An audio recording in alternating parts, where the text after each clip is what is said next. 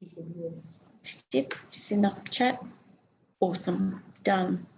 We're going to get started then. All right, great to have more people in person than on Zoom. So this is our workshop number 4 in 2 days. Kat thinks it's Wednesday or Thursday, but it is actually only Tuesday. So yeah, this is workshop number 4 of 7 workshops in 4 days. So 7 council areas in 4 days. 8 when we count Toowoomba, which is where we start and where we finish. So thank you. Well, I'm really loving that we've got some people actually in the room for a change. This is nice. A lot of it's been via Zoom. So for example, I think we started with Dolby and there were 3 in the room, but 19 on Zoom. Yeah, so it's really lovely to have you guys in the room. So thank you so much. I'm going to very quickly just run through for those of you who aren't aware of what Regional Development Australia do, and then I'm going to hand over to Kat for most of tonight because she's the one you've come to listen to. She's going to run through a bit of COVID data for this region, and then we're going to get live and she's going to navigate around the ID profile. Firstly, around the stuff that's currently publicly available, so you guys can get on there, and that's part of the reason why we co-fund it. This tool is actually partly funded by Peru Shire Council and partly funded by RDA, so that you have access to it to help you put in better grant applications. Okay, so just a quick few words about RDA though. There are actually 52 regional development Australias across all of Australia. So pretty much every piece of land in Australia has an RDA.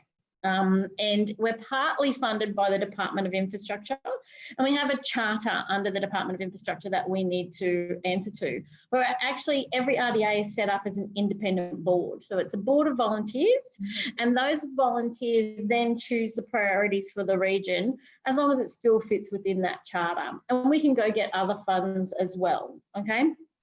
So that's who we are. This is our region. So we're pretty much smack bang in the middle of it right now, or we just did the drive right through the middle. So we've done Charleville to Cunnamulla this afternoon. So a nice little line right through the middle of our region. And as I said, we've got 7 workshops that we're doing across the region in this whirlwind road trip.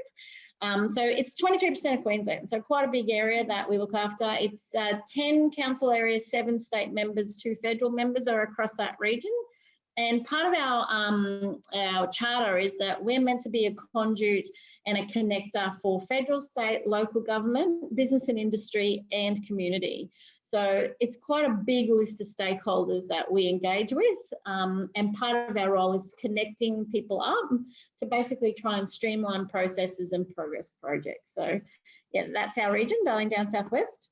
We have 3 overarching priorities, and these come out of the charter. So there are 10 points in the charter. The charter's just been reviewed and they've changed them to 6 points, but really these 3 haven't changed too much. And what they are is improve access to funding. So of course tonight is part of that. We want you to get more grants, more funding to the region.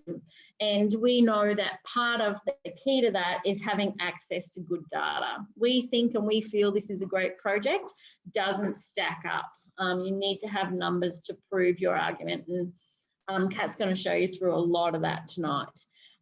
So access to funding, we also have on our RDA website a grants tab, and each month we update that with whatever new grants have been released that our region can apply for. So there's a link at the end of this PowerPoint that sends you straight to that tab.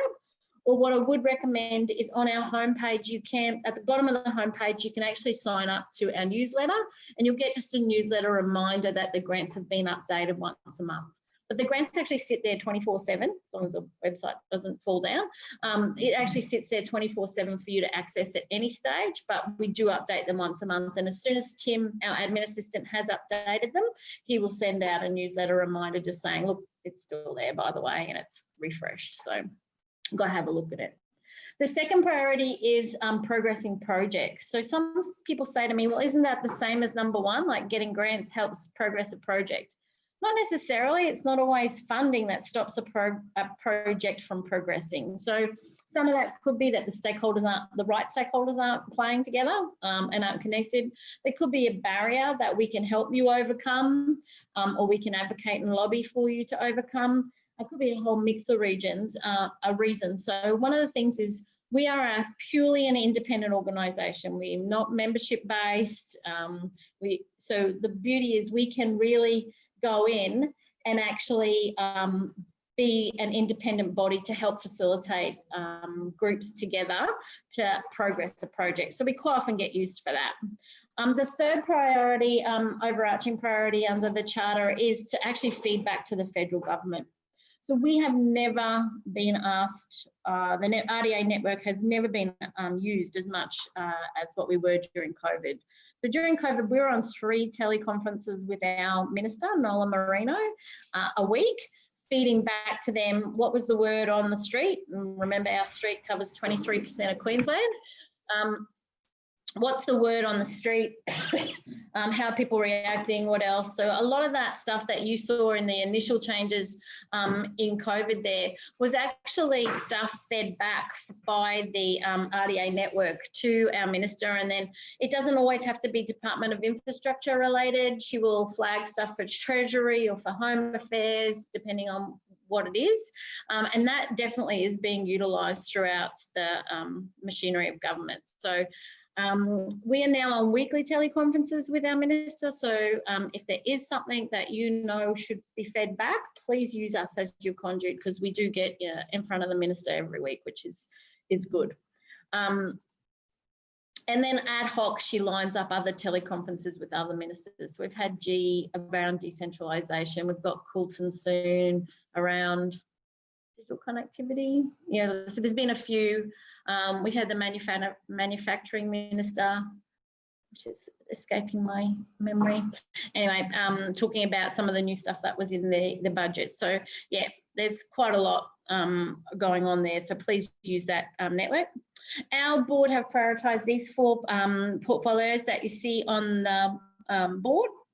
So investment attraction, part of that is that we do actually co-chair with Trade and Investment Queensland, the Trade and Investment Group for Darling Downs Southwest, which usually Kelly, that was just here in the room with us, usually gets on those calls and learns stuff and helps put Paru forward. Employment and skills is another one that we're involved in, and we actually have got a separate funded project by DESVIT, so the Department of Employment, Small Business and Training, to do the... Can you hear us now, Kerry? We had sound, but now it's gone. How come our sound is gone?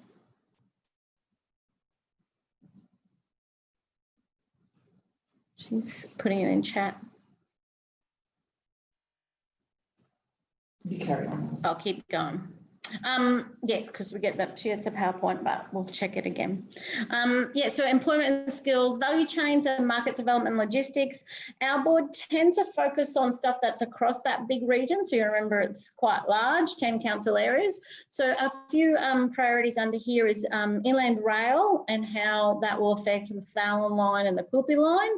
Another one that's a priority for us is digital connectivity. So we will look at bigger, broader projects and issues and opportunities, as opposed to something that might be one town focused, but we'll always help you with data for one town or one council area projects, and we'll always give you a letter of support and link you up to other people. Innovation, entrepreneurship and disruption is the other one.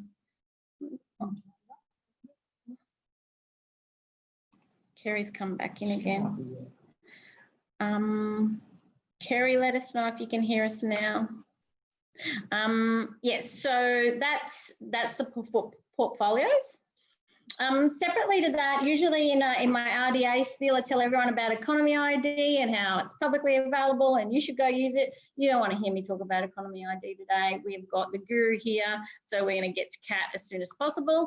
But that is the link to the grant. So if you just go on the RDA page, one of the tabs along the top is funding, and that's where we update the grants every month. So it's always there, but it gets updated once a month. And on the homepage, as I said, you can subscribe, and that way you'll get just an email from Tim reminding you that we've just updated it if you want to have a look for any new grants that that have come through. So not just federal. No, everything, federal, state. In there's some corporate ones that we put in there. If we know council specific ones, so sometimes there's quite small council ones. So he'll put them in there as well. So some of the Western Downs COVID stuff went in there. I know the Toowoomba community grants, which are only $5,000, but he puts them in there. Yeah, so there's a bit of a mix. So yeah, feel free to have a look. It's a whole list of different ones that any we can find, and we would, as long as it does, if it's a New South Wales grant, we're not going to put it in there. But as long as it means someone across our region potentially could apply for it, Tim puts it in there with the link to go discover further criteria about it. Yeah, so good question, Suzette. Thank you. All right, I'm going to hand over to Katrina Houghton because she is the queen of this, and she's going to very quickly.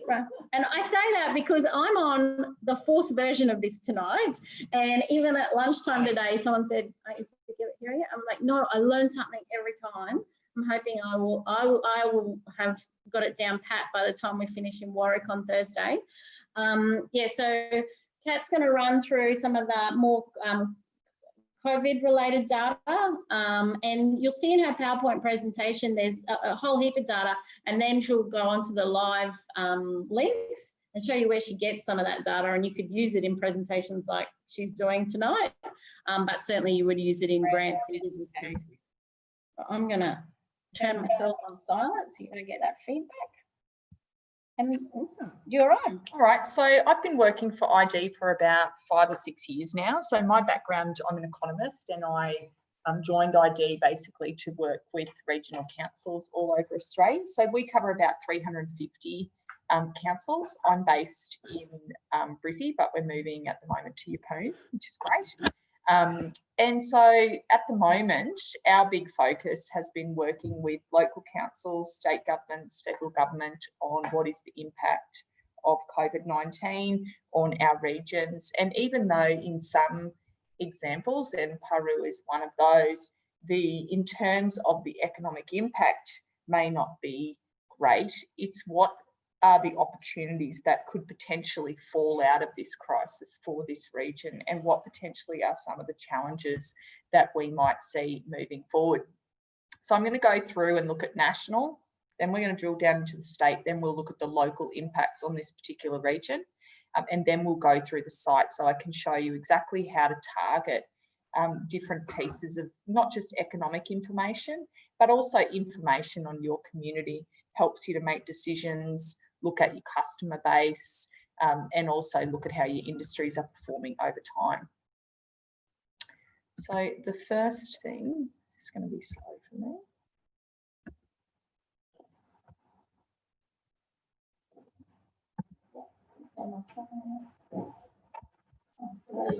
Let's go there. So the first thing that we know and that we have sort of, seen right across Australia is the impacts vary from region to region. So you could have a neighbouring local government area that has performed poorly and you guys might have performed really well. It really comes down to your exposure through your different industry sectors. So number of cases has been really important. We see Victoria and New South Wales, for obvious reasons, hasn't performed as well as Queensland.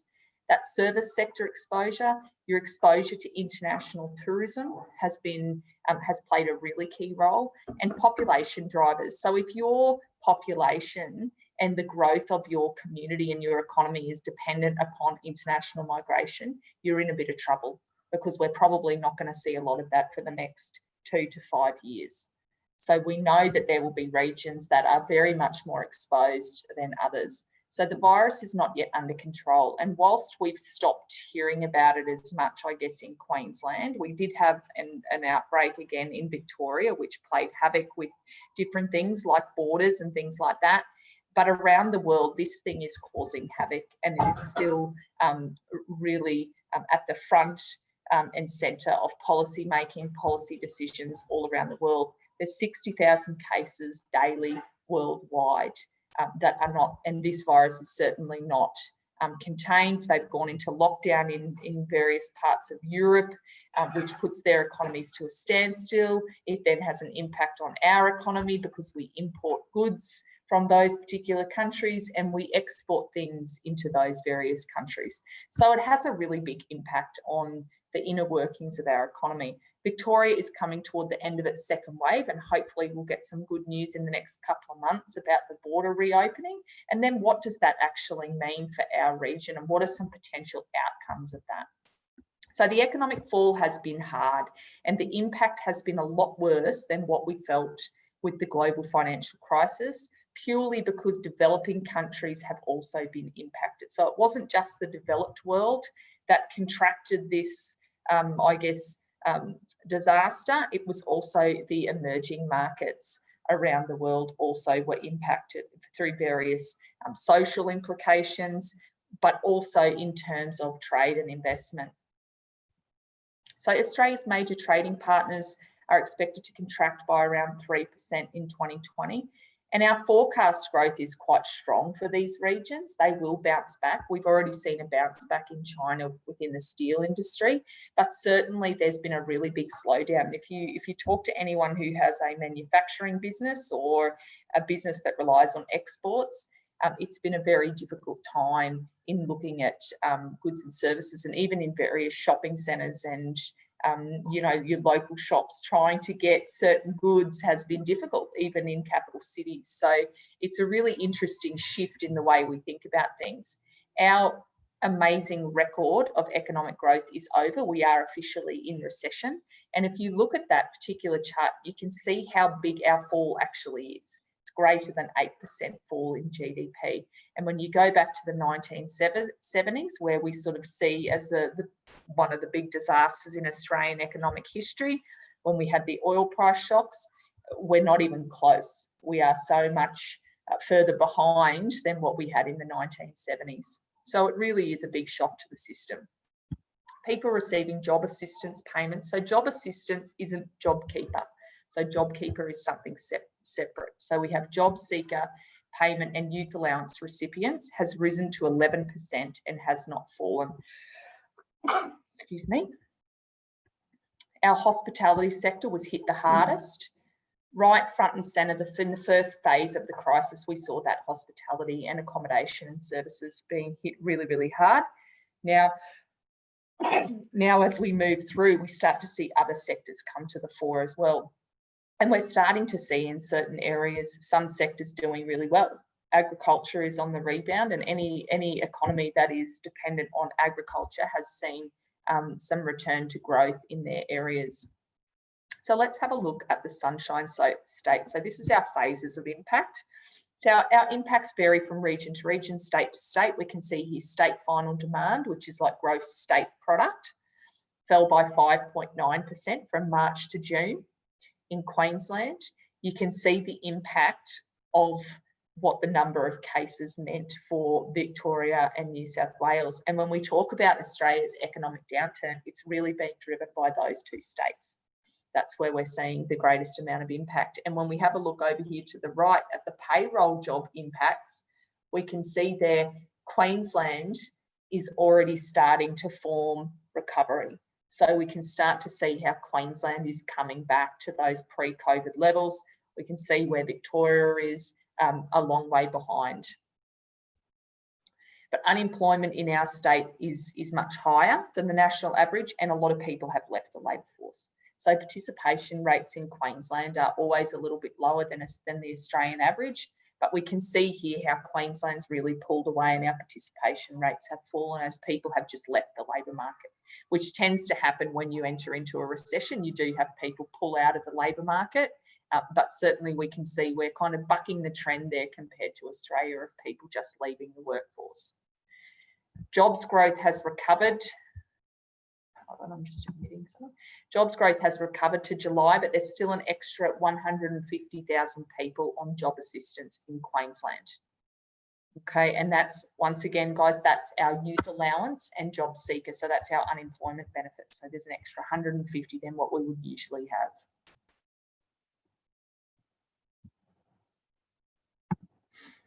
coastal tourism hotspots with international market reliance and inner Brisbane were hit the hardest. So the CBD, for obvious reasons, was hit really hard in Brisbane, simply because no worker was allowed into the CBD. We also had shutdowns on cafes and restaurants and things like that in our central business district. So it was hit really, really hard. Gold Coast, a border location, has been hit really hard and has really struggled to return to normality on the Gold Coast. So we've got Gold Coast, Cairns, Sunshine Coast and Brisbane inner city were hit the hardest in terms of the fall in payroll jobs from March to April, which means jobs coming off the payroll. So jobs no longer available coming off the payroll in Gold Coast, Cairns, Sunny Coast, Brisbane inner city. When we look at regions ranked in terms of closest return to payroll jobs, we can see Toowoomba is right up there at the front. And that's primarily because Toowoomba not only has quite a diversified economy, but they also went into this crisis with a pretty good footing. Their economy was performing quite well. So we can see Toowoomba, Central Queensland, Moreton Bay South and Brizzy East have really led that recovery. Agriculture has been a big push behind some of those regions. Mackay, Isaac, Whitsunday have had a rebound in terms of the mining sector. The Whitsundays has really, really struggled. But you can see down the bottom, Brisbane inner city, Gold Coast, Cairns, Sunny Coast really struggling to return to those pre-COVID levels. Domestic visitation to regional areas has increased substantially. And one of the data sets we've been using lately is this Google mobility data, and it's free. And what it basically does is just talks to us about where people's phones are. So it's really interesting data. And I think because I don't know how long it will be free for, but Google have offered it for free, but it does give you a bit of a feel of what's happening in your tourism industry. And we can see here, this is the Scenic Rim. They've done quite a powerful campaign around attracting domestic visitors. So they've put a lot of work and a lot of effort into just trying to get domestic visitation into their market. So I think regions that have done that very well and have flipped their marketing campaigns on their head and dropped any reference to international tourism have really fared really well in this crisis and have been able to attach themselves to that Brisbane market, that heavily populated area, to move out into those regional areas. Rockhampton's another one, that central Queensland area, Bundaberg, Fraser Coast, places like that have done really well as people's appetite to get out and travel is at probably its highest that we will ever see. So it's really, really interesting. It's a real opportunity for regional Queensland to get on board with.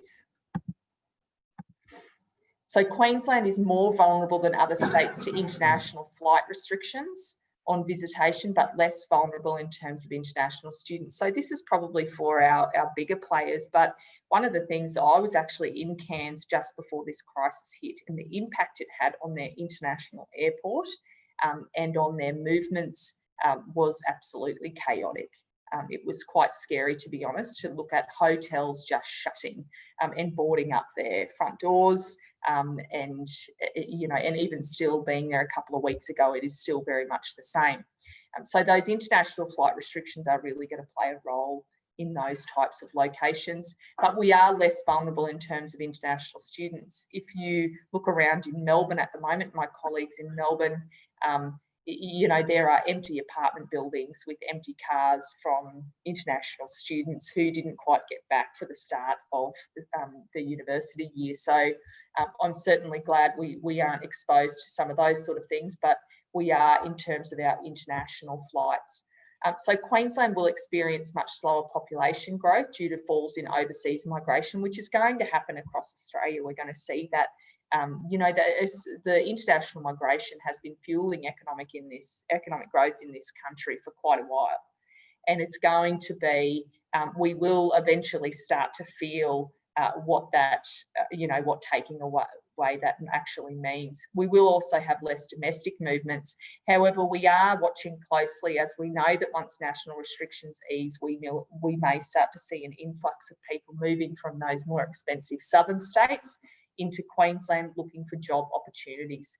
One of the things we do know is that after the 1990s recession, there was a significant influx of Victorians into the state. Victoria, it was a similar situation to COVID, where Victoria was hit very, very hard compared to Queensland. And we saw an influx of Victorians into the state looking for job opportunities. So it's certainly going to be a really important time for us, a time for us to put up our hands and look at what the opportunities might be of some of that domestic migration. So it's a bumpy road to recovery, and the first part of our recovery, a recession hits and then you're in recovery essentially, was we had our social distancing impacts and what that meant for our local businesses. Then we follow on with falling investment and spending as consumers lose their job, people start to save more money as well, and we invest less in things like new product development, research and development, that sort of thing. Then we've got our third phase, which we're all really looking forward to, and that's when the JobKeeper program ramps down.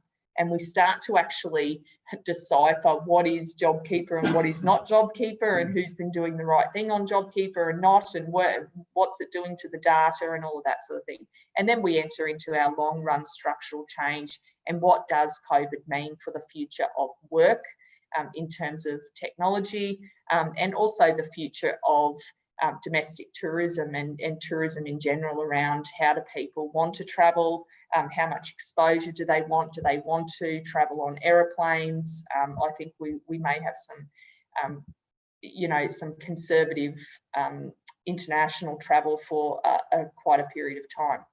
So households and businesses have cut spending. Our savings is well and truly up to those 1970s levels.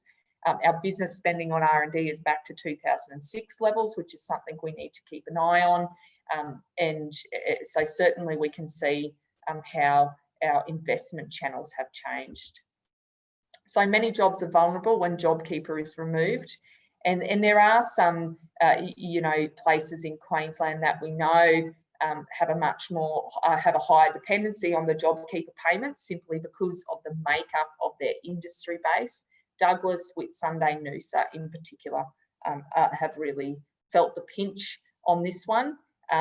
We can see, we look at those various places, and when they entered the crisis, all three of them weren't faring the best anyway. So it's been really those guys that went in the fittest and the strongest have come out quite well as well. So the Queensland economy is expected to outperform the nation, and that's for obvious reasons. We've actually performed really well, and Queensland is quite an optimistic state, more optimistic than the other states, and we've seen that come through in a lot of our domestic movements, travel, our expenditure compared to the rest of Australia. So now let's look at our regional impacts. So our largest job impacts initially were in regional areas. However, we've really started to see that phenomenon change. And now we've seen our metro areas have been the hardest hit, and they will, enter in long phases of recovery due to the crisis, particularly border locations. So those that are on a border, particularly between Victoria and New South Wales, have really struggled. And you can see there the Gold Coast in Queensland has really, really struggled to, shift their focus and start to really think about how their domestic arrangements and how they're going to tap into those markets. Here's our local government area job seeker changes. So what this basically tells me is the darker red you are, the worse you fared in terms of job seeker recipients. So we can see there, Douglas right up there in the north is quite red. We think that's Longreach in the middle there. Then we've got in the southeast corner, we've got our, the Gold Coast, Sunny Coast, Noosa and Brisbane are our deepest, darkest red. So you can see there, that's our job seeker changes from March to August. So from when the crisis hit in March through to August 2020, those changes. Ag regions have been less exposed, and we know that agriculture productivity is up. So we're starting to see regional economies that are stronger in ag start to rebound, which is nice because usually it's the ag regions that I'm out there talking to about drought and bushfires and cyclones and floods and whatever else.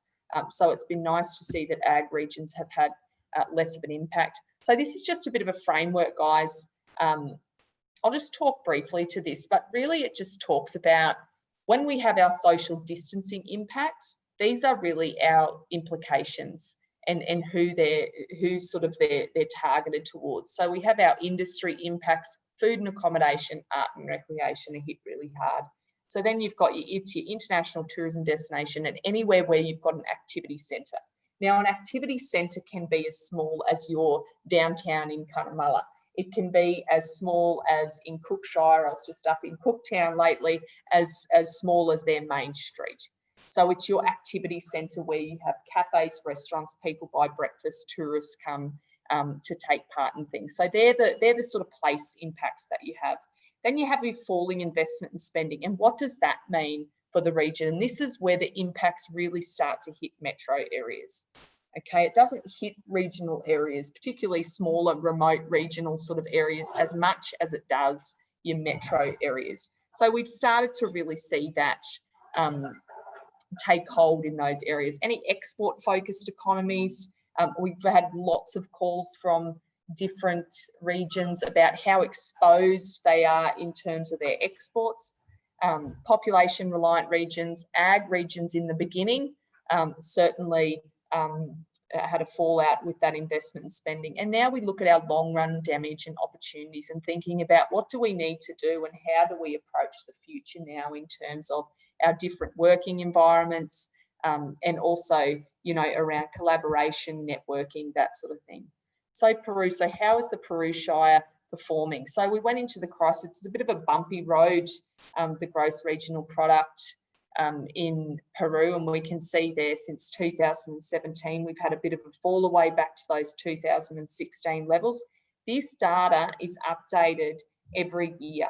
Okay, so it's updated. This is our 2019 data. We update this in about February 2020. Okay, so that next bit of data is going to come out and it's going to be really important. And it's important to understand then what has been that true impact as we look and troll back through that data of 2020 and what does it actually look like for Peru and where do we land. But the Peru industry base is much less vulnerable to COVID-19 than other areas. And we can see there that's because of ag. We also come down here and we can see public admin and safety, education and training, healthcare and social assistance are quite big industries compared to Queensland. And also when we start to look at the industries that were hit hard, retail, trade, accommodation and food services is a relatively small component of the economy. So here's our headline estimates. Now this is really super interesting for me because when I look at this, I'm normally going to places and giving doom and gloom about what's been the impact and it's quite scary, that sort of thing. These are our headline estimates for Peru. This is comparing your September quarter of this year with your September quarter of last year. So it's pre-COVID and in the middle of COVID, essentially, kind of. When we look at that, your GRP change is up by 35.6% on September of last year. Now, there may be a couple of reasons for that big change. Partly it may be because September of last year was a bit of a shitty year. And we went and we've gone from now, we've entered into this phase or we've had a new project come online that has really showcased that big difference. But it may just be that you guys have performed better and those industry, that industry makeup and that comeback in agriculture has really started to take off and take hold in this region. The local job change is 10.9%. So from September last year to September this year, 10.9% we're up in terms of local jobs. Okay, employed resident change is 11.2%. Now the difference between local jobs and employed residents, local jobs is your pool of jobs that you offer in this local government area. So if I offer 100 jobs in this area, they may be taken up by 90 residents and 10 people from outside of the region, but they're still my local jobs. So here what this is telling me is that we've got more local jobs in the region and we've got more employed residents. So employed residents are people in the region that access jobs, but those jobs might be elsewhere. Does that make sense? So employed residents are, if we've got 100 employed residents, we may have 10 that are going to Quilpie every day for work. Okay, but that's our employed resident change. So we can see that that's really improved as well. When we move here, we start GRP, gross regional product. regional product. Right? Yeah, yep. So that's just basically our goods and services and how we, how they've grown, what the profitability and how that's grown on them. So here's our COVID impacts by region compared to Queensland, regional Queensland and Australia. Now this is basically flipped. Okay, so we've got our positive on the bottom and our negative on the top, and you can see how Peru is well and truly outperforming the rest of the country. It's almost like a crisis hasn't hit. And that's not unusual because I've visited lots of rural and remote communities, and this is quite striking simply because it just really hasn't affected those regions at all, except for it's a bit of a pain to go to a restaurant or, you know, giving over your information, that sort of thing. So these are our industries that are driving our growth. Okay, so we can see here ag, forestry and fishing, rental, hiring and real estate, finance and insurance services, construction, and the list goes right down to the bottom, even to art and recreation services slightly. And we can see their accommodation and food services is the only one where we've had a slight change. And that simply is a result of people reluctant to travel. Now we're going to be, I feel like that's going to be something that we're going to see a real shift and a change in terms of our accommodation. So there are 0 Peru residents compensated by JobKeeper payments. So you don't have to worry about that third phase. So when we talk about what's going to happen, you know, people talk to us about what's going to happen when our JobKeeper payments go, how many people are vulnerable in our community. And we can go to some communities and there can be upwards of 3,000 to 4,000 people that will be affected during that period. Here we have 0 people are going to be affected by the JobKeeper payments. This is a different story. This is our job seeker recipients. So these are people that went straight onto unemployment benefits. And you can see here in Peru, in all regions, in March 2020, when this crisis hit, this is the difference in people accessing job seeker payments. So we can see there, we had an increase in Peru at that time. This is how we're recovering. So there's actually been an increase since from July to September in terms of people accessing job seeker benefits. What we can do is we can actually look at what that number is. So when we go into the tool, I'll show you what that number is. So there's been some recovery since July for lots of regions, but for Peru, we've seen just a slight increase. But overall, in the Darling Downs and Southwest region, we've had some recovery since July, which is good. So our move to recovery, one of the first things is really getting our house in order in terms of our tourism plans and really thinking about how we tap into that growth in domestic visitation. If you travel to a caravan store, a camping store, anything like that in Brisbane at the moment, they are packed. It is crazy. I was at Tent World and Snowy's outdoor at the weekend, and I was shocked at the lack of stock for a start. And they said, we haven't seen anything like this. Caravans, there is a year-long wait at the moment on family caravans. My friend just bought a caravan and it's 8-month wait on hers. It's an off-roader. So things are happening in terms of people are gearing up for this different stage of tourism and what that actually means for them to try and book into. I tried to book into the Winton dinosaur thing in the last holidays, completely booked out the whole of Winton. So it's things like that that give me hope for regional Queensland, because I grew up in regional Queensland, that this could be a real opportunity to really stand up and showcase what we are very, very good at. So I think that's number one, is really getting that and thinking about your domestic tourism plans in terms of city dwellers, and understanding that there are a bucket load of city dwellers that have, but, you know, a bucket load of them with a bucket load of leave that they haven't taken. They are now have been sitting at home for some of them 6 months, even in Brisbane, still not allowed back into the CBD for a period of time. They can only have X amount of people on the floor, and they are ready to travel, and they are exploring, they are looking online, they are researching. These are people who can spend upwards of $30,000 a year on international or domestic travel. So it's really thinking about how do we get those guys to spend that kind of money in our regions? How do we expose our region in that way? Activity centre strategies, dealing with higher vacancies. Our metro areas really have to think about that, but also in our own little city centres and little streets and things like that, thinking about how we, you know, continually ensure that we have that beautiful, you know, you drive into Cunnamulla and it's quite pretty little town, you know, and making sure we keep that amenity up for when we have those visitors and people wanting to come back, you know, council looking after the lawns and the bikeways and things like that, that really do make a difference in the visitor's mind. Infrastructure projects, grant applications are going to be highly competitive, particularly from our southern counterparts. So really making sure we've got our ducks in a row and thinking about, well, what is going to really benefit us during this period? Is it another domestic tourist destination? Is it a destination marketing strategy? What is it that's going to help us to be able to move in the right direction? Also, there's opportunities for remote working, knowledge outposts, co-working spaces. That's a really big one at the moment. Cairns is doing a piece of work on how do they attract knowledge workers to the region that they don't have to provide jobs for.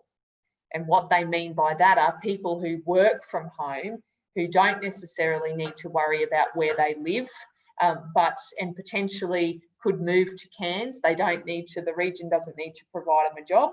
They just come, they've got access to an airport, those sorts of things. So it's really looking at thinking outside the box about what are the opportunities during this time. And at the moment, we've also got a lot of workers in Brisbane who, you know, who I know who are contemplating how do we break this work-life balance? How do we actually achieve this?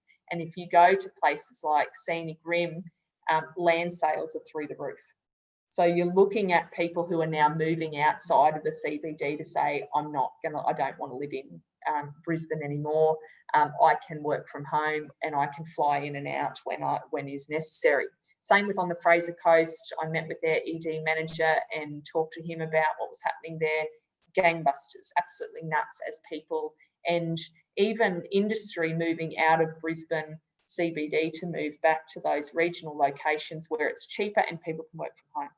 So it's a bit of an opportunity for some of those areas. Growing agriculture, food, growing local manufacturing, supply chain links are really important. Agriculture, what's happening in the ag sector, how are they getting goods out, how do they add value, that sort of thing. Transport, logistics, skills development, thinking about what sort of skills we need now. You know, IT's not Trudy and I's best bet, you know, and it's something that councils and businesses need to think about because it's such an important part now, making sure our websites are great. You know, when people are coming to our community, how are they interacting with us? How do they find out information? Because when you look at people from the city, they live on their mobile phones. That is where all of the information is. That is where they source information from. They research, they heavily research their destinations that they come. So ensuring that we really lay that out and make that super simple when people come to the region.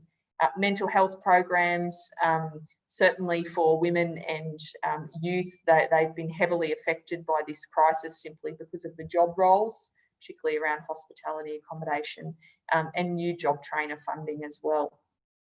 So they're really those opportunities and you know, they're there for the taking at the moment as well. So is there any questions on that one, guys, before I step into the site?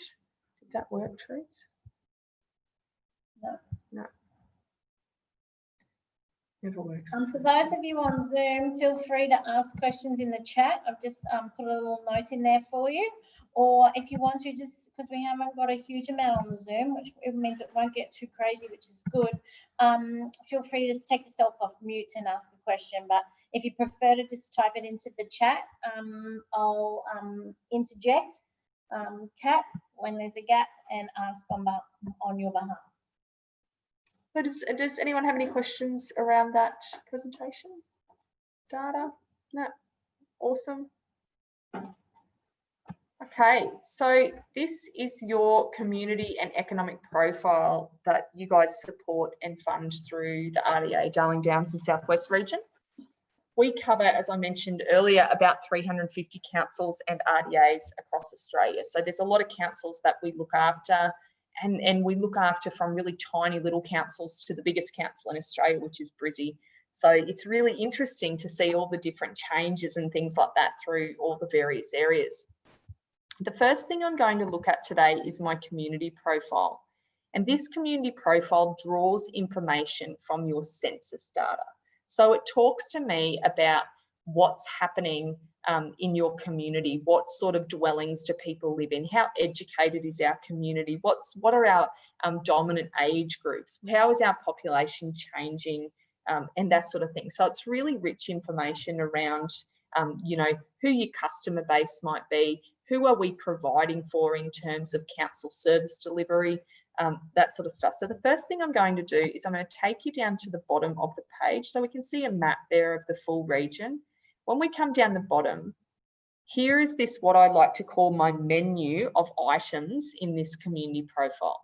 So if you ever get lost and think to yourself, I have no idea where she got that information on occupations or qualifications or volunteering or dwelling type or whatever it might be, you can come down here and you can actually click on that area if it's dwelling type, and it will take you directly to that statistic, that data. And the data is written in a way that it's super user friendly. So it's for you guys to be able to take out, you can export anything that you want to put into a presentation. It's really, really simple and easy to use. And all of the data sets are pretty much set up the same. So whatever the I guess heading is, you know, it's all going to be set up in the exactly the same way. So it's really easy to follow. So the first thing I'm going to go to is population highlights. And population highlights is a great little one pager of what's happening in your region. And when I come to population highlights, I just click on my drop down of area and I can choose any regional council within the RDA region. Okay, and I can choose that overarching level, which is RDA, Darling Downs and Southwest. So depending on, you know, where you're going for your grant, whether you want to focus on the broader region, whatever it might be, you can come down here and you can find your area that you want to focus on. So here I'm on Baloo. Wrong. Oh, I'm not. Yeah, it's all bleeding into one actually. So here we've got our population, 1,562. That's our ERP from 2019. So that gets updated every year in January. Okay, so that's declined by 24 from the previous year. And we can see how we've had this period of population decline since 2006. Okay, when we come down here, we can see our median age and we can compare these figures straight away to RDA, DDSW, regional Queensland and Queensland. Aboriginal and Torres Strait Islander population, much larger. So straight away, I can get a feel for the community. I can get a feel for what may be some of the opportunities in the region, but also the challenges that you guys are facing. Couples with children, much smaller part of the population, much lower medium and high density. Lone person households is quite high. Median weekly household income, we go right down to language at home other than English, university qualifications, participation rates much lower than Queensland average. Unemployment rate is lower. Trade qualifications, CEPA index, all of these different variables we can grab in here straight away and start to have a look at and say, okay, I can get an understanding of what Peru looks like. You can export that page into a PDF and print it out. So it's there for you.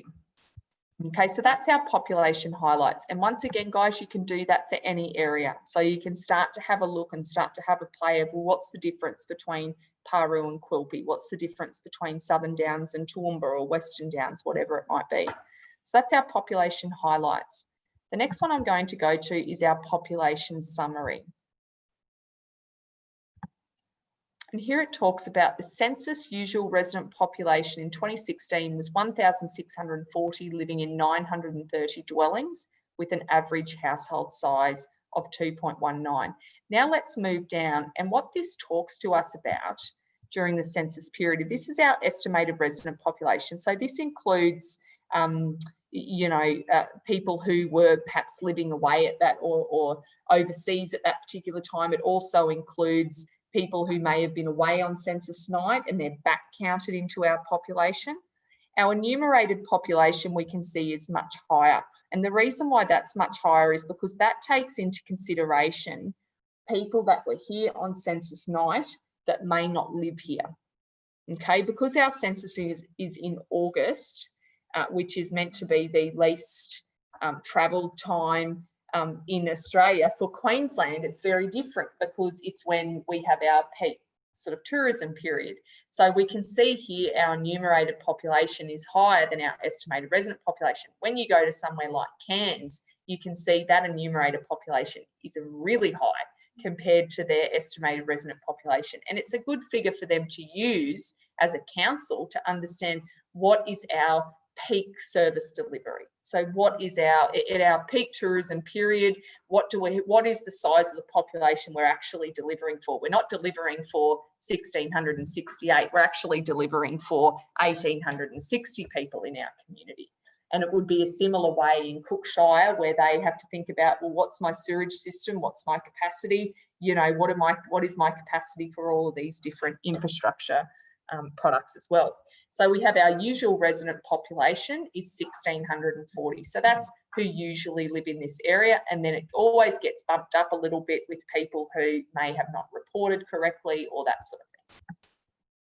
So when we come down here, it breaks it into males, females, Aboriginal, Torres Strait Islander, Australian citizens, eligible voters, population over 15, employed population. So it gives us straight away a really good idea of the way our population is broken down.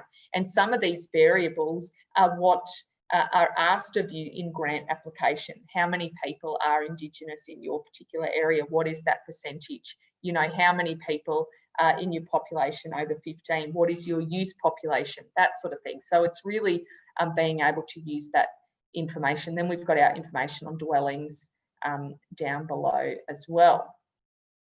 Have you got any estimates as to how many people don't actually fill out the census?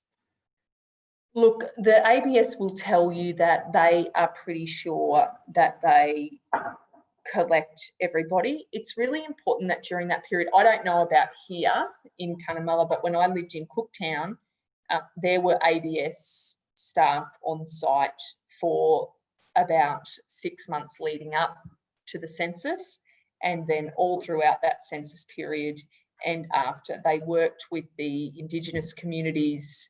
They were heavily involved in, you know, basically getting the people to do the census. They also do what they sort of call almost like a drive-by of sites to estimate some of the areas that they know might not necessarily be properly captured.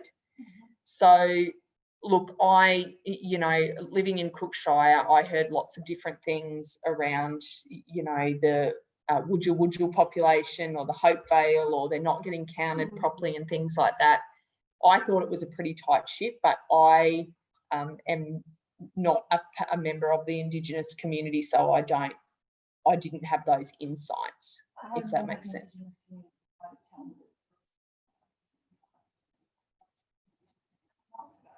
Yeah, right. Because I've seen those figures, I couldn't work out how they can get that much.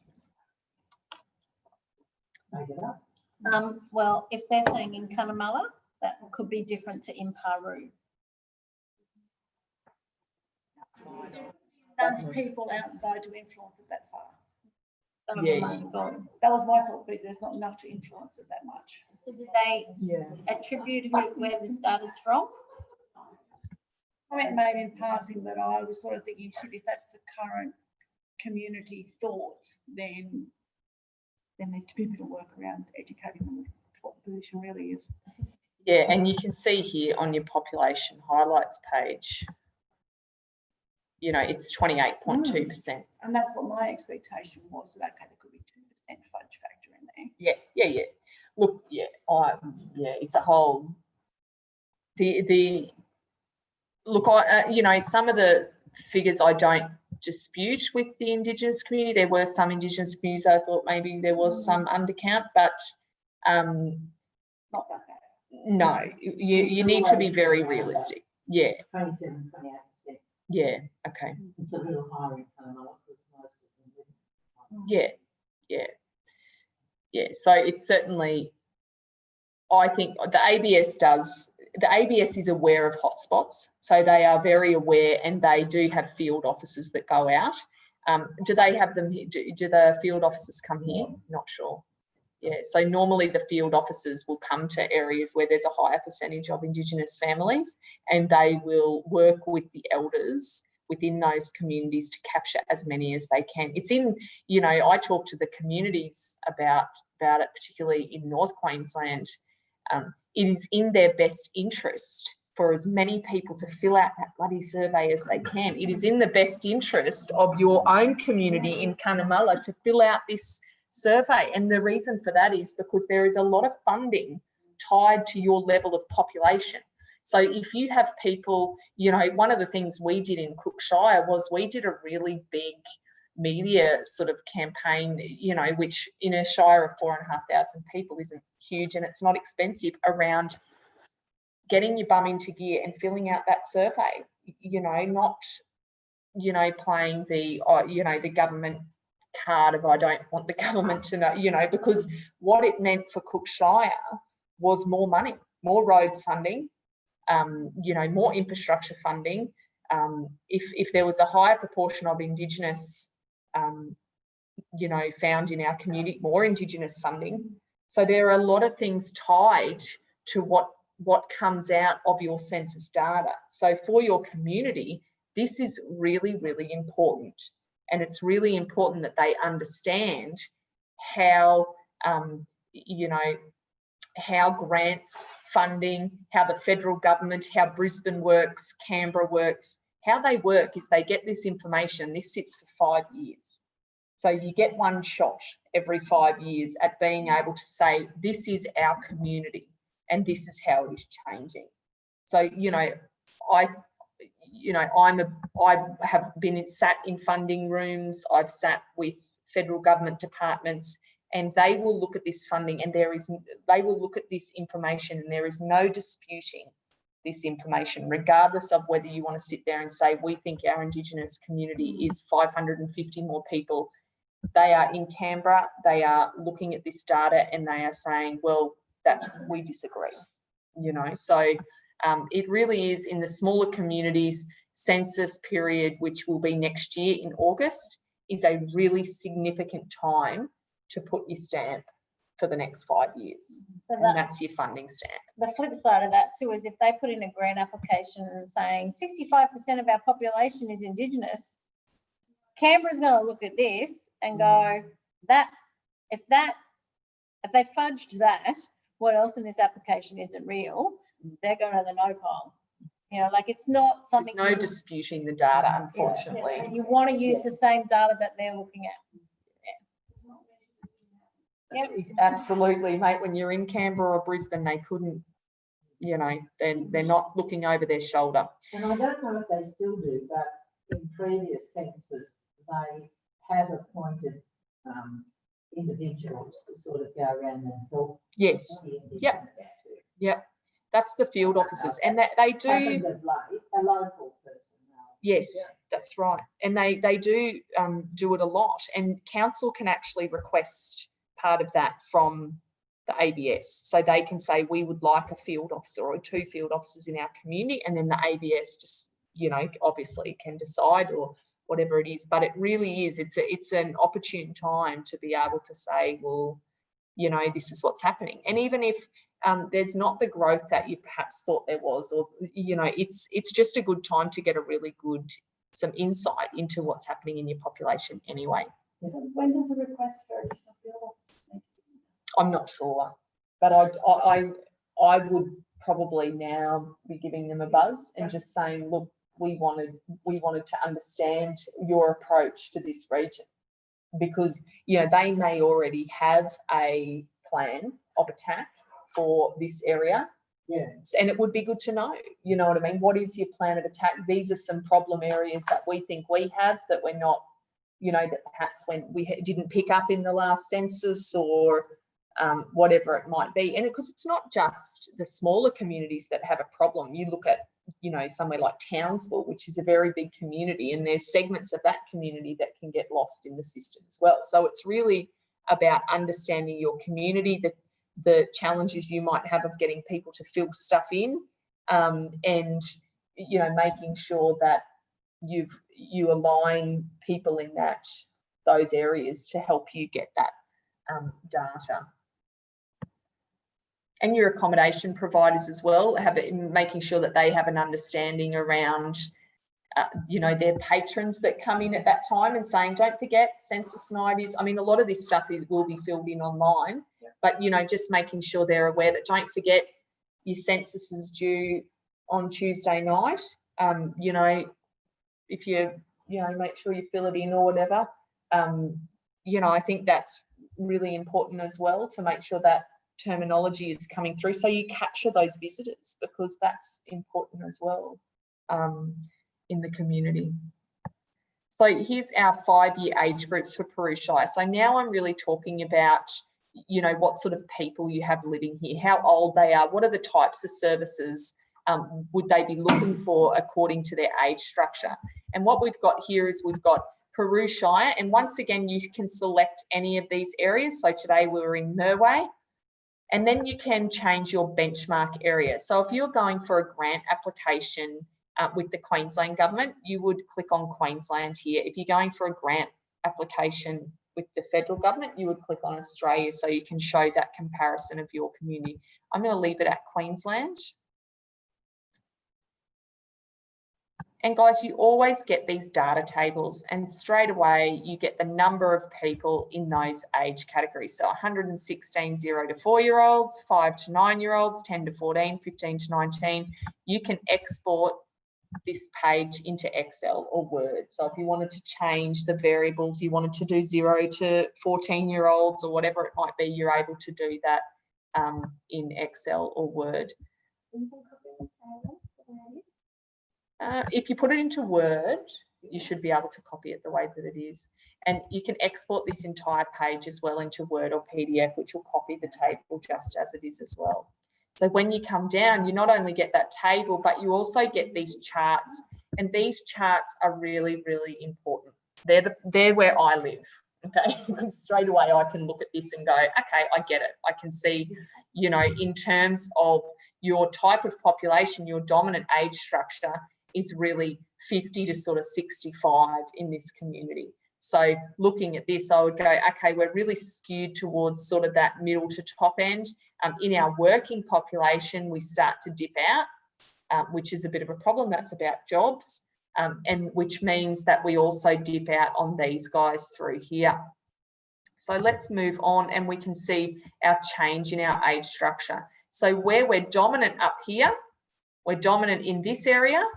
Where we're changing over time, so where we're starting to shift to, is towards that ageing population. And here we've had population decline across all of our 54 and below, but we saw some population growth in these older age groups. Now, part of that is really starting to think about, well, what does that mean in terms of infrastructure, service delivery, healthcare, all of these types of things, social assistance, that will affect those older age groups as well. When you move down here, guys, you get some written information as well. And this is about dominant groups. So the analysis of the 5-year age groups of Peru Shire in 2016, blah, blah, blah, blah, blah, blah. So it gives you all of that information on your dominant groups. Then when you go to below, it gives you that information on your emerging groups. So what your emerging groups are as well. So you can use any of that information in your grant and funding applications as well. Okay, so straight away we can get some insight into what's happening. The next thing I'm going to look at, just going to look at birthplace. Okay, it's not as significant here, but certainly something to keep an eye on. Our birthplace, let's go straight down to our charts. Okay, so we get our total overseas born, Australia, not stated, United Kingdom and New Zealand. So a very, other than Indigenous population, a very white population in Peru. Let's have a look at our change in our birthplace, and we've had a number of those people move out of the community. So when we actually look at you know, population and birthplace change in Queensland, there's been this significant influx in regional areas in our Asian population, and that hasn't been tapped into here. So that's a resource that potentially can be tapped into for job creation, can be tapped into for, you know, younger people in your community, also highly educated people in your community as they take up different jobs, like in healthcare or dentistry or things like that. So certainly there are some opportunities around looking at international migrants to your region, because the migration program in Australia is almost 100% weighted to educated migrants. So it's really thinking about, and majority of them are young, with young families. So it's thinking about how perhaps Peru can tap into that. We've also got our language spoken at home. I won't go into that because I don't think we'll see much difference, but we'll go to our qualifications in terms of our education. Guys, if you're ever asked, it always gives you that question direct from the census, and it also gives you your source directly underneath. Okay, let's move down. We're still in our benchmark area of Queensland, and we can see here when we compare to Queensland, not as highly qualified. We've got people here, a lot more people with no qualification in the community. Now that has an impact on employment opportunities, and that can be something around when we talk about skills and skills development in our areas. Yeah, this is the type of information that you can use in your grant applications. It's about saying, well, compared to Queensland, we're really underqualified in this community. And then when we look at how we've changed over time, we've had a few more people get an advanced diploma or a diploma, and we've had a reduction in the amount of people who aren't qualified. But certainly we should start to see, we would like to see these bars start to shift a bit higher and see more qualifications coming into the community, particularly around our vocational studies and trade certificates and things like that. The same when the country university grant was open. Perfect data to be sending in. Yeah. That's right. So that's about our qualifications. We can also talk about our highest level of schooling.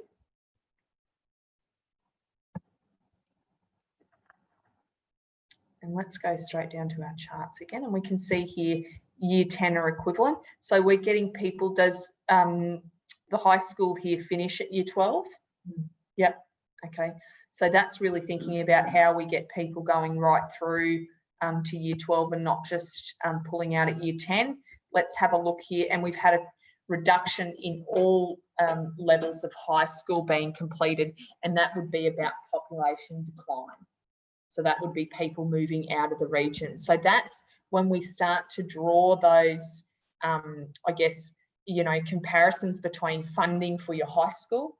When you start to think about, well, if we see population decline, it affects funding in our schools. And if we see a reduction in school being completed, and this is an effect really of our population decline, it's how we grow those segments of the population again and create a really strong high school as well. So once again, we get these dominant and emerging groups. Guys, you can export any of this information that we have. I just normally click on here and select copy and put it straight into a presentation format.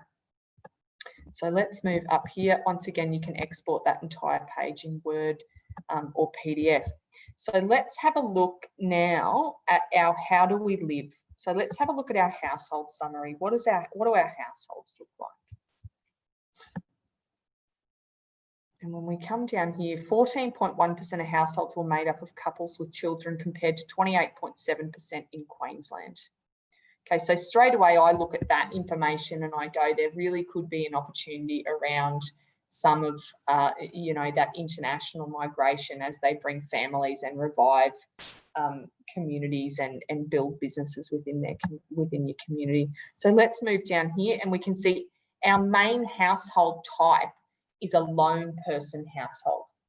So thinking about that, we need to think about, well, what sort of housing do we provide as a community for those lone persons? Can they age in place in their community? Is this something where, you know, we need to have a think about what sort of housing we provide so that we don't have them leaving the region at 75 because they can't live in their house anymore or whatever it might be. And here's our change in our household type. This is our population decline, guys. Couples with children moving out, 52. Couples without children, 8 moving out. And we've got 12 lone persons moving out. Group households increased by 9. So that can be group household, can be, you know, bunches of kids living together, but they're not related necessarily. One parent families grew as well. So that's our lone person households. I'm just going to look at household size for a second. So 36% of households in Peru contained only one person, compared with 23.5% in Queensland, with the most dominant household size being 2 persons per household. So let's go straight down here and we can see our 1 and 2 person households and compared to Queensland. And we can see here's our change in our household size. We've got a lump in the population data. Yep. Kids and oldies, but the household data doesn't reflect that. Okay. Changed in the last 4 Change years. in the last 4 years? No, I'm just going on what's here. Yeah. In that we've got a bit of a hump in that little kid range. Lots of littlies. Yeah, and lots of oldies and a bit of a drop in the middle. But are the littlies 0 to 4? I don't know. I'd have to get. I didn't memorise that. Sorry. No. I mean, because this data's 4 years old. Well, it's actually 5 years old because when it's collected is a year before it's released. Yeah. So if you've got a lot of 0 to 4-year-olds in your community now, so when I left Cook Shire, we'd had a huge baby boom, and it just didn't come through the data set simply because it was filled out when everyone was pregnant. You know, so it's really So few households with kids yes. in that data. Yep. Yeah. So you've got here 4-person households is 8% of households during this period. So that's in August 2016. Yeah. 3-person households, majority of your households are 2 and 1-person households. So that's almost 60, 70% during that period. So it's a lot. That's, yeah, unlike you, it doesn't. Yeah. Could it have changed in the last 4 or 5 years? Interesting. Households with kids in them, is that data in there? So we can have a look here, households with children. So we can actually look at the households with children. 61 couples with young children in Peru Shire in 2016.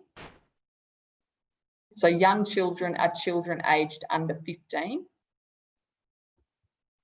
So here we've got couples with children are 113, couples with young children 61, couples with mixed age 18, couples with older children 34. Then we've got our single parents as well. So total households with children are 199 households. 25%. Yeah. Tony, I've got the list that Tony and I did. Yeah. We actually drove around town. We did that. We did it, we Oh, I cross-checked it. love it. Community services guys did their own thing, go up there on the street and said, In a community like this, it's worth doing. And we did it in Cookshire as well, only because, and it wasn't that we disputed what was in the census, it was really about just analysing what, you know, what we visually saw as well, because we had such a transient community in certain circles that, you know, it is difficult to, you know, really ascertain. But yeah, it's definitely worth doing. So Ryan's getting a bit old too. Yes. And we're okay, Yep. we've done one look. Yep. I got it. I couldn't tell you what it It does, does, but I have it. Is it similar to that? Couldn't tell you. Oh, right. Yeah. It's the information that I've got, so that, because one of the things that we have to do for the multicultural fest, we actually have to report on changes. And Yes. because our census data was so old, we actually wanted to have a reference point that we had some confidence in. Yes. Just go and replicate the measurement too. Or the method. We can do it again, whereas if we, now we go back 2016 census data, it's 2020 now, which means the data was 4 or 5 years old at our start point. And we do census next year, our end point for our project, the data is only 2 years old. Yes. So we've got a huge disparity in.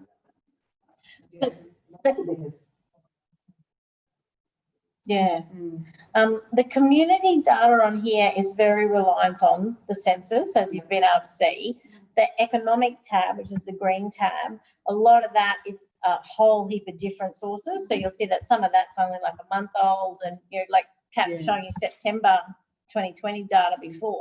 It's because most of that is in the economic side, whereas in the red tab, which is the community tab, our real like the big source of that tends to be the census. So of course, starting to get a little old data, but I think the thing to take away from today is where to find it all, you know, how to navigate the site and how much is in there.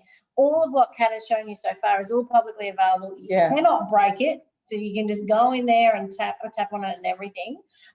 You know, so yeah, a lot of this red tab tends to be a bit older now because of the census. Yeah, and I think it's good to understand that if there are components of it and you're putting in a grant application to say, well, we understand that since 2016 we've had these significant changes in our economy. Some economies have had a mine open.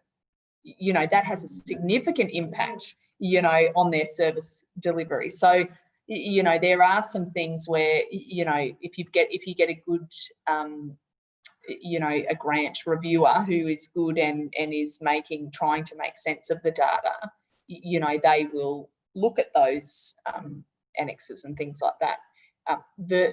The only really, I mean, the great thing about the census data is it's comparing for all regions at that census level. So all regions are stuck in the same boat of waiting for this next census to come out, which will be an interesting one because it's straight after COVID, you know, which could really just be not necessarily a good reflection of perhaps what Australia will look like once borders open, if we don't have an international border open in August next year. So it will have a huge impact. It will actually also very clearly show how important and how strongly we are linked to the rest of the world for our population. Absolutely. Yeah, absolutely. So that's our how do we live. I'm going to go straight down here now to our job seeker data. So as Trudy said, job seeker data is something that we update at the moment monthly because we've been given access to that data. And you can see straight away we've got our comparison between March to September of 2020, and you can change that. Okay, so soon October will jump on top of that, then we'll have November, et cetera, et cetera. So it's really important just to keep an eye on it, but it gives us our exact numbers. So we can see in Belong, we've got 297 people receiving job seeker or youth allowance. Down here in Peru, we've got 131 people receiving that benefit compared to 92 in March 2020. So it's just interesting to see that shift. So when we looked, Peru was sort of, you know, one of the areas that had the highest percentage, but that's because of the population size is much smaller. When we actually look at it in terms of numbers, we've only got 39 more people on job seeker benefit in our community. Okay, so that's a really good one to keep an eye on. As I say, that one will be updated with October figures soon. And then when you come down here, this was the chart that I took out. So, and I just changed it to have a look at recovery. I changed it to July to see what had happened since July. So we can see that information there. Now, it's not that ID profile keep leaving Baloo out. It's because when it comes to this data, Baloo have 0 people on job seeker or job keeper. They're the only council in all of Australia that have 0. Everyone is working their butt off in that place. You can work, you're working. Yeah. That's right. So here we've also got some downloadable area reports. So I can click on here on my reports and I can actually select Peru Shire. So when we had at the start, we had our population highlights. Now you can print off pretty much all of the information that I just showed you. So you can come through here, pick and choose what you need. We've got our area as Peru. We can change that to any of those drop downs. And then we come down here, you can put in your email address and send yourself the report in Word or PDF.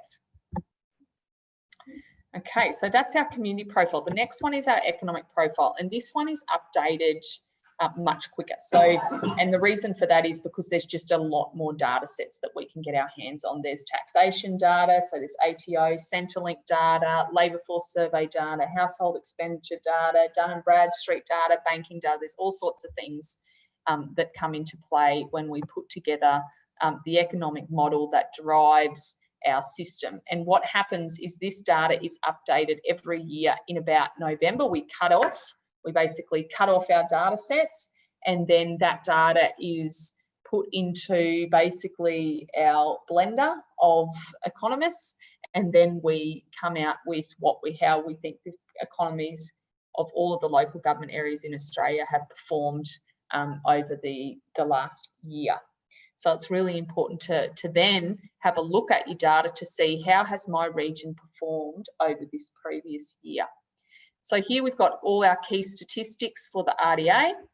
When we move down to the bottom, once again, guys, we've got this menu of items, and there's actually over about 1,200 pieces of data in this tool. So there's lots and lots of information. So it can be quite overwhelming. What I'm going to do today is just take you to the bits that I think are really important for you guys to have a good understanding of and how your economy is performing. In the first place is my economic indicators page, and I'm going to go to gross product because I want to see how we've performed. And this is for RDA, Darling Downs and Southwest region. When we click on there, guys, we can collect any of those regions that we want. And we can click on Peru, and you'll notice straight away that this is the graphic that I used in my presentation. So I just copied it straight out and put it straight into that PowerPoint presentation. Okay, when we look at our GRP, we can look at it in a number of different ways, depending on what story we want to tell.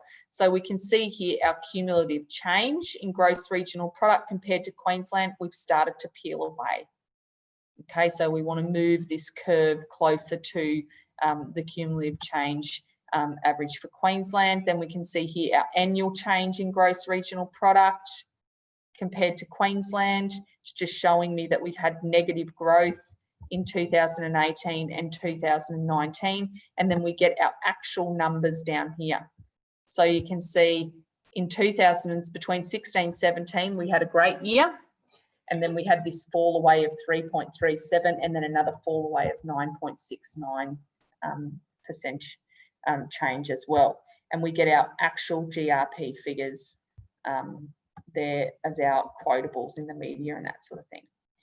So that's our gross product. The next one I want to look at is local employment. So how are we going in terms of jobs and jobs in our community? So we've had a fall away in terms of our GRP. We've also had a fall away in terms of our local jobs in our community. Same thing, guys, you can view this in many different ways. So depending on what story you want to tell, whether it's doom and gloom, whether it's, look, we're catching up, we've had less exposure in the last year in terms of jobs or whatever it might be, you can tell whatever story needs to be told. But we can see here since 2015, we've had negative jobs growth in the community, which would be affecting that population growth and all of that sort of thing. So let's move back up here. The next one I like to look at is unemployment. Now, unemployment's a bit of a funny figure. because certainly in Queensland we have a lower participation rate, but also, you know, people just tend to, in areas like this, move out of the region if they lose employment. Come on, internet. Come on, internet. Let's see. Also, I find when you get some of those graphs that are the percentages, smaller councils will look more volatile, but it's because you may have only, like, it could be 40 or 50 is your number, but that affects the percent quite a bit. So you can tend to look a little more volatile. So sometimes you use the table rather than the graph. Yeah. As Kat says, use the data that, or use the visual that helps your story you're trying to tell. Yeah, absolutely. So here we can see our quarterly unemployment rate is higher than regional Queensland and Australia. And we actually give those figures. So you can see 78 people, that's actually spelt wrong. That's really cool. Yeah, he's French, the guy that does it. So, you know, who knows? So we so we can see here the difference in the actual numbers as we go through, and then you get your table of numbers here. So it talks to you about what is the actual labour force and how many of those are unemployed in the community as well. So building approvals, I always like to keep an eye on our building approvals, because when we tend to see some good building approvals in the pipeline, we'll see some growth in our economy. So here for this financial year, 2021, we're only looking out to August at the moment. So it's only been a couple of months, but we've got sort of nothing in our building approvals pipeline moving forward. And certainly councils will talk to us in March and February about March around what's happening in the pipeline and whether or not they move things forward in order to create some impetus in the economy for the second half of the year. So we can see there 0 residential, we've got 110,000 in terms of non-residential. So would some of those be some of those grants you guys got for bigger pieces of building in the past? Those couple of spikes?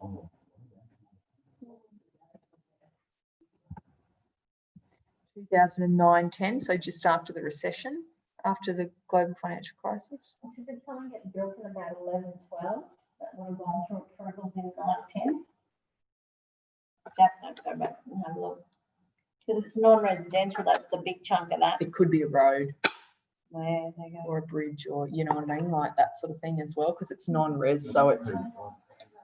Yeah, it's really interesting to have a look. Yeah, so that's that one. So they're the ones that I look at there: gross product, local employment, unemployment, and building approvals. Then when I come down here, I come down to my value added. Okay, and my value added talks to me about my productivity and my productivity of my industry base and how profitable they are. So let's move straight down to our data table. I'm going to change my comparison year to 17-18. What this does is it allows me to reflect on what has happened over the previous year. And when I move down here, I can straight away see we had a fall in agriculture of 4.1, little bit of growth in wholesale trade. So they're smaller figures, but they all add up to a negative $6.7 million decline. Let's have a look here. We can actually drop these guys down. Okay, so you can actually look at your subsectors. So if you are in the healthcare sector or that sort of thing, you're able to have a look and see what investment over the previous year was put into education and training. Where's my healthcare? Healthcare and social assistance. We had a little bit of growth in hospitals and a little bit in residential care services, but you're able to analyse straight away exactly what's happening in those industries. And then when you come down, guys, once again, you get your value added. So we can see ag, forestry and fishing is a big contributor to our profitability in our region, public admin, mining, a little bit there. And we can see how the change in our value added in our industry has affected our GRP. So when we saw those declines in GRP and we saw those declines in local employment, we can see how it's being driven, okay, and which subsectors are driving it. Once again, guys, you get your dominant and emerging groups just the same as you did in the community profile as well. Okay, the other one is exports. So at the moment, a lot of councils are working with us around their exposure to international exports, and you can come on here and actually click international exports and look at how vulnerable they are. So mining, we had a little bit of an increase. Ag, decline in international exports during that period. Really small numbers, guys. But we can see here international exports as part of your industry base. We've got ag, forestry, fishing, mining, a little bit of accommodation and food services, transport, postal, warehousing, and then you've got your change down below as well. Services, that's international tourists to come in. Yeah. Yeah. That's international money coming into the region. And you can also break it down into domestic as well. Yeah. So now let's jump to local employment.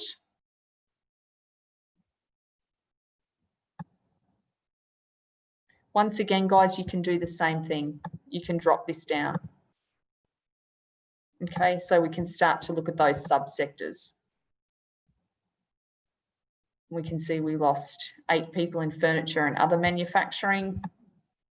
And you can move through all of the different areas. Healthcare and social assistance, we saw an additional 6 people, 8 in residential care services, and we lost 2 in medical and other healthcare services. When we move down, we can see who our big employers are. Okay. And where that change is happening. So we lost those jobs, where did we lose them? So when we start to go and we look at our local employment over time and we say, okay, we want to investigate where those jobs were lost, this is the page to come to. This is where we start to piece it all together and say, okay, where are we losing jobs? Where are we gaining jobs? Is there something in that? Is there something telling me that we need to look at investing more time and effort into, you know, whatever it might be, okay? I'm going to take you now to industry focus. And we're going to go to this industry sector analysis. And this is a great little tool for being able to explain the types of people that are working in specific industries in your area. So if I select in this example, hospitals, or I'll just put healthcare and social assistance. So you can select your subsector, but you can also select that overarching category. It just talks to me about what this sector looks like in Peru, how many people are employed, how many people are full-time in the healthcare and social assistance category, how much in output, total sales, value add, exports, domestic, international, imports, domestic, what we bring in, what are our local sales, and what's our productivity per worker. Then we can move down here and we can see our economic output by destination. We can also come here and have a look at our industry contribution to Queensland.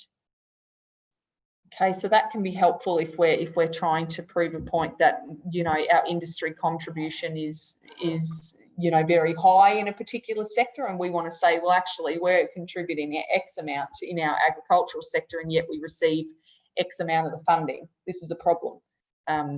You know, so we can start to do that. The other thing we can do is look at this time series analysis.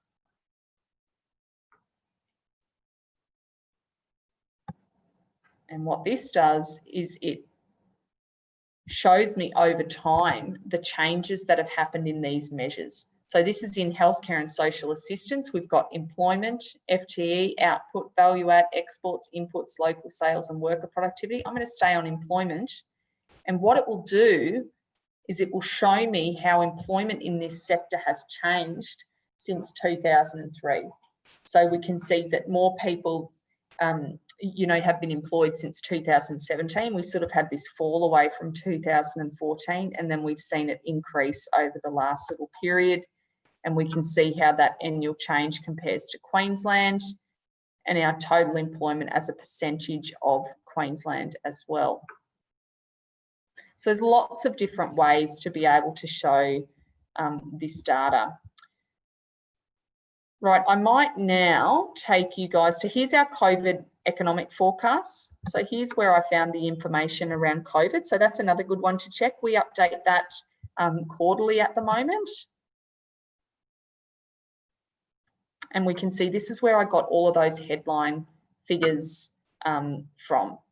And we can see how you guys compare to other areas with JobKeeper and without JobKeeper, the economic impact, how your industries are recovering in terms of output or value add. And here's our local jobs. And we can look at local jobs compensated by JobKeeper. If I click on this tab here.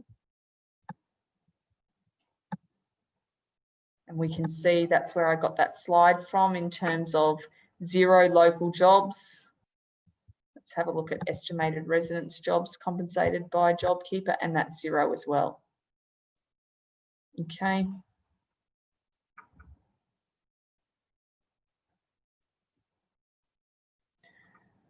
Okay, now let's just quickly go to the economic impact model and then we're done. Okay. So everything Kat has shown you so far is publicly available.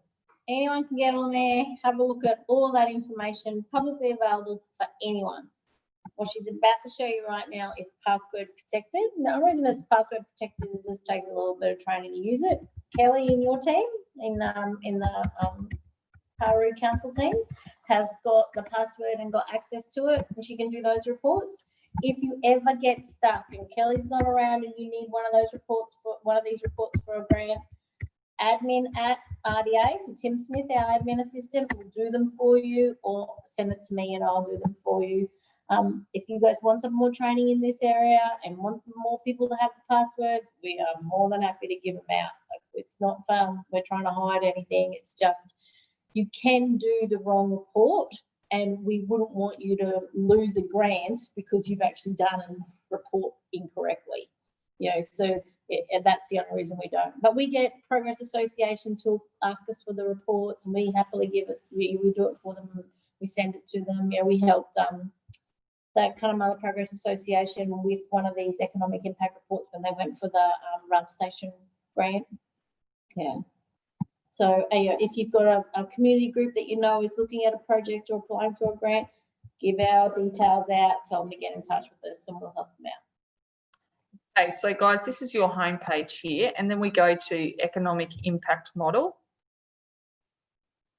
Okay, and that brings us into this location here where we can start to input some figures. Okay, so let's, for example, talk about a community centre that we might be building in the community. How we would run the model for that particular project, we would run it in 2 parts. So there would be the construction element of that particular project. Okay, and that's always quoted in sales. Okay, simply because when we deliver a construction project at council or if we're building a house, it's always quoted in sales. So let's say this particular building construction project is going to cost us 5 million. I'll put here community centre, and I submit that information through the model. And here's where we get our outputs. Okay, here's our impact summary. So here's our starting position of Peru Shire in terms of building construction, 3.31 million. All industries is 179 million. Then we've got our impacts on Peru Shire economy. We've got our direct impact, our industrial impact, and our consumption impact. Our direct impact is $5 million. So that's how much the project costs. Then we have our industrial impact is 5.1 million. So that could be steel that needs to be bought for the project. It could be gardens, fencing, bricks, you know, all of that sort of stuff that goes into actually building the project. And then you've got the consumption impact, which is the impact of those people working on the project and how they spend their money in the community as well. So then we've got our total impact on the Peru Shire economy is 11.2 million. So when we start off the project and when or when you build a house in a community, it's not just the value of the house that matters, it's the value of all the other things as we purchase items in order to be able to go into the house as well. So then we've got our total impact is 11.2 million. Where we've got underneath this type 1 and type 2 multipliers, those numbers are what determine our industrial and our consumption impacts. Okay, so that's how the money travels through the economy. Okay, so you don't really need to know that stuff. We just put it in there because funding bodies will often ask what the multiplier is.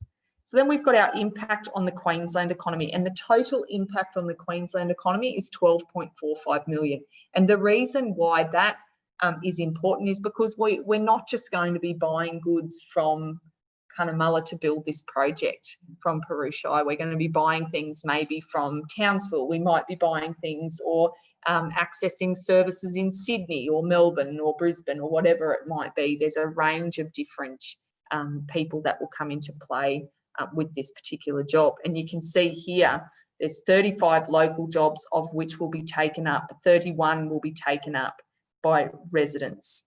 So there'll be 4 jobs that will be taken up by people that don't live in this region, okay? And sometimes in Southeast Queensland, that can be 150 local jobs of which only 40 are taken up by residents of like a Logan or a Moreton Bay, because most people live outside of the region and come in to take those jobs because our boundaries are so funny in Southeast Queensland.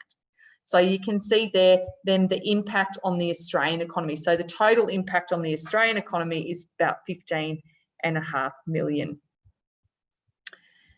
Okay, so that's how we use that impact summary. That's the variables that we look at. The total impact on the Queensland economy, the total impact on the Australian economy, and the total impact on the Peru Shire economy. They're the 3 areas that we want to highlight in our funding submission. Then we've got below all of the information that's going to be there for supporting evidence to talk to the funding officer about what all of the variables mean. And we can see there's our impact on output, local employment, value add, GRP, and it talks about our employment by industry sector, because here, in terms of construction, it's going to create 15 jobs in Peru Shire, but it's also going to create, the jobs are going to be in transport, postal warehousing, retail trade, wholesale trade, manufacturing, electric, gas, water and waste. So the jobs aren't going to be just directly rated for the construction sector. So here's our employment by industry sector, resident employment impacts. All of this information is here for you guys to use and support your application. And when we come up the top, you can actually export that data into, I don't know why it's doing that, into Word or PDF. Okay, so you can use that and accompany that to your funding application. Now, just remember when you do that, you can take out all of that information. If you do it in Word, take out all the information that you don't need, that they're not asking for. There may also be times that they say, we also want to know the impacts it's going to have on Indigenous employment or youth unemployment. If those questions are asked, then you come to Trudy and she'll come to us and we can work out those figures for you dependent upon your Indigenous profile in your region, journey to work profiles, all of that sort of thing. Okay, so that's my building construction phase. Then I would have an operational phase. And if this is a community centre, let's say, for example, we're going to have some public servants in there, some librarians, that sort of thing. We would quote that in terms of jobs. And let's say we're going to have 3 staff working in this community centre, and we would submit that number through the model as well to accompany our application. So we've got our construction phase that's going to provide X amount of million, and then we've got our operational phase and what that means for the community as well. So we have here our impact, total impact on Peru Shire is about 560,000. When we come down here, our total impact is about 630,000. And we come down here, our total impact on the Australian economy is about 850,000. So that's how we start to think about the operational phase. So there might be 3 public administration people working in there. You may also decide that we're going to have a full-time cleaner in that particular space. So then you would come through here and you would also look at other, building, cleaning, this sort of thing, and you might put that in there and put 1. Okay, so then you put all of your application together and you submit that to your funding body. Does that make sense for everyone? Yep. The other thing that we have, guys, just lastly, is we also have all of these reports that you can print out as well. So similar to the community profile, you can come in here, collect all of this information, come down the bottom and send it to yourself in Word or PDF. Okay. So you've done well, 2 hours of statistics. 6 minutes for questions.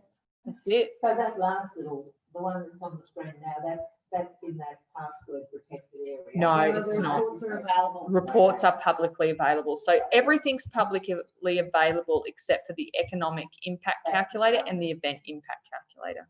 Yeah. And both of those, the event impact calculator, the reason I don't run through that is it takes quite a bit of time. And it's one of those ones that if you do want to measure the impact of an event, which will be likely for a place like this, you would contact Trudy and we can help you go through that exactly as you need, because every event is so unique. It's a bit more difficult to go through it, and we would want to go through it and really analyse what the event is, okay? Because with your event impact calculator, right, I'll just quickly show you now, you have a few more variables, but let's say you guys are holding a rodeo here. I always use rodeo. Sport and rec activity. Yeah, there you go. You've got the significance of the event, local, region, and state. And all of those things talk about a different visitor. So your local visitor is a local within your boundary, within your LGA boundary. Okay, a regional visitor is, and these things have to be defined by you guys of what you consider. So I normally, when I was in Moreton Bay Council, I had local, then I had region A, region B. Region A was they're coming from a 2-hour radius and they're not staying. Okay, so they might be coming from Charleville, but they're not staying overnight. They're going back to Charleville that night. Okay, so they would have a different level of expenditure than someone coming from the region but staying overnight. So someone who's coming from Charleville, so they would be region B. They would be, I would have region A, region B, and then I would have state, and that's anyone who is flying in, driving in, whatever it might be from wherever that is staying overnight and substantially spending more. Okay. So it's a lot more variables. So that's why we kind of go, okay, it's easy to use once you get going, but it's really thinking about, and local councils, we work with a lot of local councils around what each of those variables mean and what the level of expenditure is with each of those variables. So our local person might only spend at the rodeo $15 per person, because if I've got a family of 5, I've got 3 kids, $15 per person gets me their tea and I go home, you know. So $15 for each of us is $60 or $75 or whatever that is. Okay, so that might be what we spend at a local level.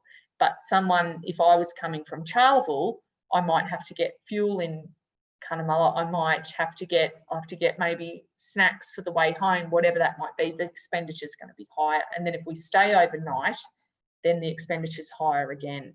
So it's thinking about that. And that's where we talk about, when we come in here, our average daily spend. So if I'm a local, I'm probably realistically going to spend $20 per family. So if I've got, you know, 200 locals coming and they're all spending $20, it's an event total spend of about $4,000, right?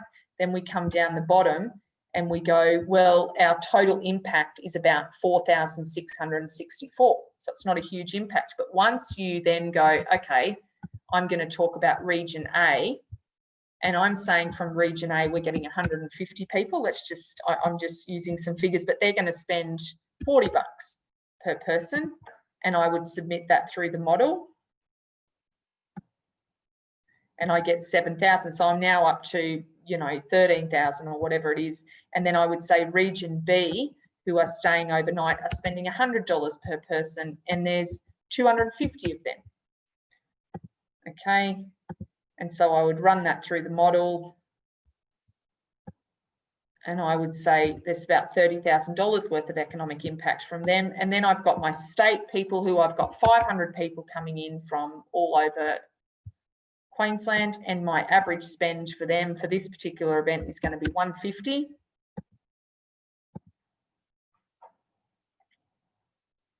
And we move down and we say that's an 89,000. So let's say this event brings in $200,000 worth of economic impact to our region. So that's how you would calculate it. So your local RTO, so Outback Tourism, can actually give you some assistance with and data and stats around what is the average spend. So if it's visiting family and friends, it's very different to somebody who is actually going to, you know, stay at Hotel Cunnamulla for the night. So that is very different. But Outback Tourism and TEQ can give you some guidelines around that, and then you can say, you can refer in your grant application, this was from Outback Tourism, the average spend in our region if somebody's come from interstate is this much, so you can pump that in. And you can fill that in. We often do the economic, the event economic impact one post-event. So if you're doing your acquittal, we'll quite often get an organisation ring us and say, we ended up with 2,250 people. We did a survey and there was this many from town, this money from region, this money from state, this many interstate, and then we can do a report based on actually real numbers post-event. So then we'll use that report for their acquittal, but then they can use it for funding for next year or whenever they're going to hold that event again. So it is a good one for post-events as well. One of the things that we did in Cook, and I did it in Moreton Bay as well, was we did an event survey where we would just collect at the Discovery Festival in Cooktown, which is the biggest festival for Cookshire that the council ran, and we would collect 50 to 100 surveys, and we would basically ask, what's your postcode, how many nights are you staying, and what did you spend money on? And we would just have breakfast, lunch, blah, blah, blah, like this, and just tick. So that you only had them for 30 seconds. You don't have much time. So if you've got the postcode, straight away I can go region, state or local, you know. So then when our team would put in the information into the model, straight away I could say, well, 30% of people were from local, 40% was state, and X and whatever was left, 30% are from the outside of the region, but, you know, might have driven or whatever it is. So it's a really good way of just quickly nailing those figures. And then you just make some estimates. Did you stay in, you know, you sit and you go, what did you spend your money on? Accommodation, and it might have camping or, you know, hotel or, you know, that sort of thing. So you can start to really just go, and then you just have the average nightly rate in Cunnamulla is $150 a night. So you just know, you work that out yourself, you know, rather than asking them what the thing is. But it's a good way to do it. Yeah, that's me done. That's everything. So the main thing is there is a ton of data in there. Like this is, you know, not even, you can't even describe this tonight as tip of the iceberg. The main thing is ask the question. Like if you're applying for a grant and you know the criteria says you need to show how many Indigenous youth you have, and you can't find that, come to us so that you tick the criteria box. Like really think about, like there's a load of data in there, but what is the data that's going to best help you tick off the criteria that are actually in the grant? If the grant is interested in jobs, you want jobs data in there. Don't be waffling on about something else, you know. So really use it for whatever is the criteria from the grant. And when you get stuck, just sing out, shoot us an email, and if we haven't got the answer, we just shoot it to Kat or one of the ID team, and they do the further investigation to us. And if it's something really obscure, we occasionally get a thing back saying we cannot get you that data. But most times it's in there somewhere, or they can get us something that still helps our argument. Yes. So just really make sure that you do use it and let us know about it. And the other thing too would be is if you want some more training sessions, we don't do we're going to keep the road trip hopefully to once a year because we're really burning. Love it out here. I do love it. Out this week. I was in the car, slept the whole way from Charleville. That's why you're wide awake. Yeah, I'm starting to get tired. I did the drive and yeah, Kat had a nice little sleep, but she's deserved it. Yeah, so but it's easy to do Zoom. You know, so if you wanted the rest of the counsellors or some more team, if you know of some other, like now that you've seen what's available, if you know of other groups that are applying for grants that probably should be across it, it's really not hard in this day and age for us to do a Zoom, you know, which is a lot less of Kat's time as well for us to dial that in. So please just keep us in mind and we can always do more of them. But, for, it's certainly for chambers of commerce, progress associations, community groups, anybody who's like applying for grants, it's a big thing. But for businesses, a lot of businesses use it for their business case and their argument. I've seen businesses use it for loans. Yeah.